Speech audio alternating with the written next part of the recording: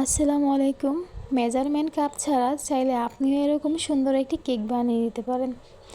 এর জন্য আমি 2টি ডিম নিয়ে নিয়েছি। আজকে আমি দেখাবো কিভাবে মেজারমেন্ট কাপ ছাড়া ওয়ান টাইম কাপ দিয়ে কেকটি বানিয়ে নিতে পারেন। 2টি ডিমের সাথে আমি 2 কাপ চিনি দিয়ে দেবো, আর এই চিনিটাকে আমি ব্লেন্ড করে নিয়েছিলাম। এই দুটি মিশ্রণই আমি কিছুক্ষণ ব্লেন্ড করে নেব। এখানে আমি 3 কাপ আটা দিয়ে দেবো। আজকের কেকটা আমি আটা দিয়ে বানাবো। আর এখানে দিয়ে দিচ্ছি ভ্যানিলা পাউডার 1.5 চামচ, বেকিং পাউডার দিয়ে দিব 1.5 চামচ, কিছুটা পরিমাণ লবণ দিয়ে আমি ভালো করে মিশ্রণের মধ্যে 1 কাপ সয়াবিন তেল, 1 কাপ লিকুইড দুধ দিয়ে দিব। আর সবগুলো উপকরণ ভালো করে মিশিয়ে নিয়ে শুকনো উপকরণগুলো আস্তে আস্তে পুরোপুরি মিশিয়ে দেব। এখানে আপনি যত মিশাবেন কেক তত ভালো হবে।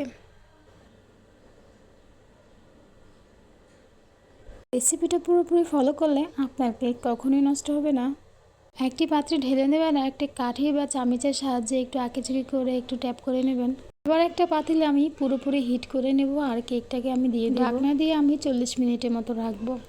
আর চুলার আঁচটা থাকবে ঠিক এইরকম, এত বেশিও না এত কমও না।